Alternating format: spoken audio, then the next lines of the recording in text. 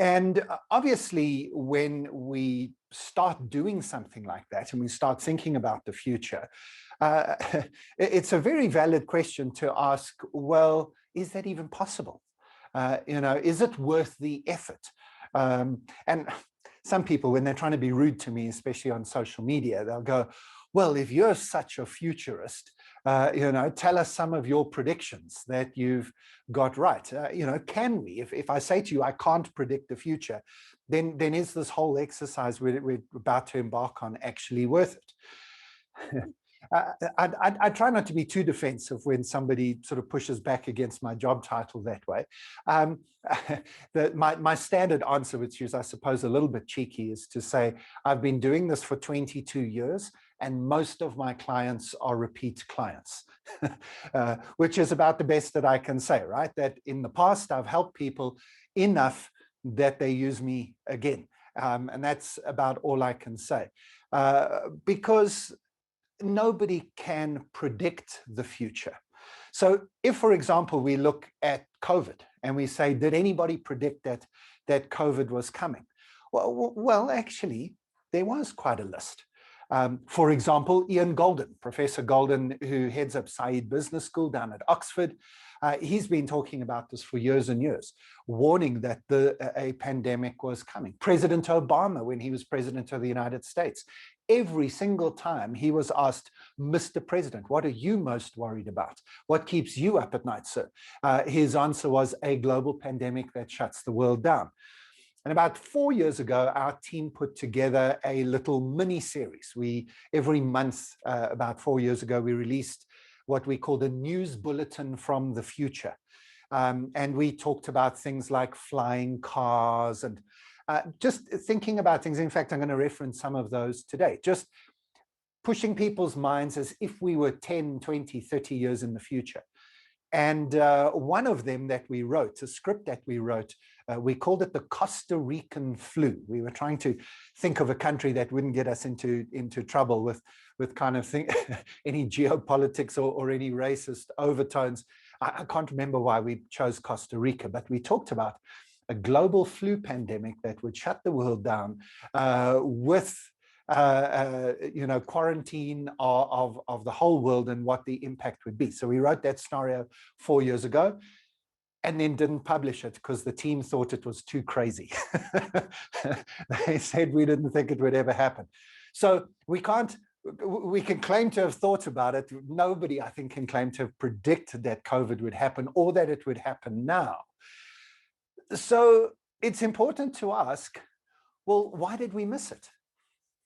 If we knew it could happen, if we knew it was possible, if experts around the world on infectious diseases were warning us about it, if people like myself could come up with the idea, why does it feel as if it took us so by surprise? Why have so many of us for the last year kind of just felt like we've been hit with something that we've never even thought about before? And then, of course, the big question is, what else might we be missing?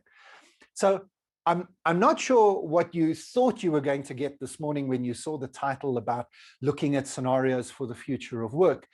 But instead of just giving you a list of things that I think might happen, I want to actually answer this question. So I want to give you a list of things that I think are going to happen. But if I do that without first helping you to take the blindfold off, you're just going to accept the things you were going to accept anyway. You're going to ignore the things you don't believe, and we wouldn't have spent some valuable time together. So I think a more important question is, how do we make sure we don't miss the disruptive forces that are still coming our way? Because let's be honest, there's a lot more disruption that's coming our way, even in the next few years. We're not just going to be dealing with COVID and then everything else is going to be plain sailing for the rest of this decade. There's a whole lot of stuff we know is coming from artificial intelligence and robotic automation and cloud mobility and machine learning and so on. So all the fourth industrial revolution kind of stuff, we know that that's all coming. Well, that's enough. I mean, there's a whole long list beyond that. What about the things we can't even think about yet, that we might be missing. I think there are two answers to why. Why did we miss COVID, and what else might we be missing because of these two reasons? And the first is that I think that we have what I call inattentional blindness. That's not unintentional blindness. It's not just, oh, whoops, I didn't see it coming. It came from nowhere. It's blindness because we're not paying attention, because we are blinded by certain things. And most of us are blinded by our experience. We're blinded by the expertise we have in the industries that we are currently in. We're blinded by our focus. We're even blinded by our brilliance. We're blinded by the things we're good at, the things we do every day, the things we've trained to do, the things we've been promoted for, the things that we sell, our businesses and our line of work, all are like blinkers that you put onto a racehorse to make sure that that racehorse runs in a straight line as fast as it can and ignores everything else. We don't live in a world where you can afford to ignore things that are not quite in your lane. There's so much going on that could affect you and your industry that we've got to open our eyes. Now, let me prove to you that no matter how clever you are, no matter how good you are, you've got a problem. Now, what I need you to do is to focus as hard as possible on that green dot. And then they'll be flashing and disappearing. Somebody did flashing and disappearing at the same time. Okay, some of you have got no idea what we're talking about, right? And obviously I can't see you or your faces now, because just stop now. Those yellow dots never moved, right? Those yellow dots did not flash and did not disappear. This is a 5-second looping video. You can see it just jump every now and again. That's the loop in the video. So I know for sure that those yellow dots did nothing. But bizarrely, I know this optical illusion, and I can stare at that green dot. And as I stare at the green dot, right, there we go, that yellow dot just flashed for me. You can try it again while I'm talking here. What's happening is this: your brain is processing information all the time. It's processing millions of pieces of information through all of your senses all of the time. And your brain decides what to make your conscious mind aware of. I'm talking as if your brain and your conscious mind are two separate things. And at one level, they kind of are. Daniel Kahneman has written a fantastic book on this, won a Nobel Prize for some of the work he did around this. Highly recommend this book to you, Thinking Fast and Slow. It's a brilliant book that'll get you into understanding the difference between your brain and your consciousness and these two parts of your brain, the fast part and the slow part. And the fast part takes in all the information, and the slow part processes it and then decides what to put into your conscious mind. Now, here's the thing. Your brain sees there's a lot of information on that screen. And if you focus on the green dot, your brain says, okay, I've now made a mental note, the yellow dots are not moving, but because you only want me to focus on the green dot, I'll just remove the yellow dots for you. Don't worry, I'll watch them for you. And if anything changes, I'll let you know. But because nothing's changing, don't worry about it. I'll just remove it. Literally, there's a piece of information that your brain says, I don't think you need that. Not going to give it to you. Isn't that remarkable? Now, this has got nothing to do with intelligence. Some people ask me later, is this an intelligence test? If I'm more intelligent, does my brain have more processing power so it allows me to see everything all the time? Because some of you, nothing happened. About 10% of people, nothing flashed. And so you might be sitting there thinking, well, I'm more intelligent because my brain is able to cope with it. It might actually be the opposite.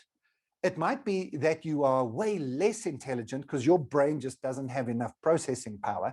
And just as I can only show you like a little piece of information at a time, It's got nothing to do with that. It's not an intelligence test.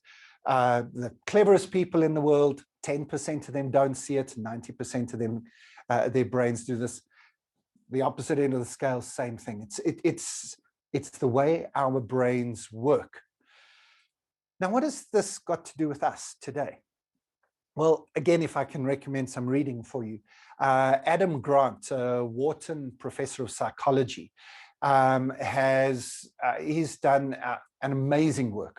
This is the best book I've read in the last year by far. It was launched in about October last year. Brilliant. And he argues intelligence is about thinking. Intelligence is about seeing a lot of data and making sense of it. It's about looking for the patterns, making sense of things.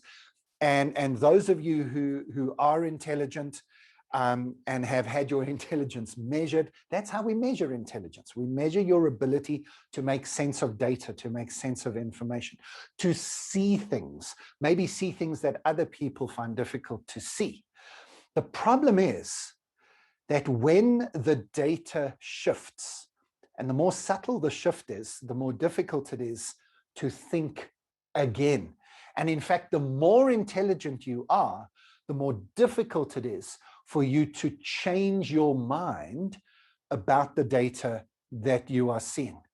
And I can prove this because one of the most famously intelligent people in all of history, Albert Einstein, came up with the theory of relativity. And then it's a sad story and it's often not told because it's so sad, spent the last 6 years or so of his life trying to disprove quantum theory. Now, quantum theory is the natural next step after relativity, and it's the basis of all modern science. And we know it to be true, and Einstein unlocked the secrets of quantum theory. He just could never see it himself.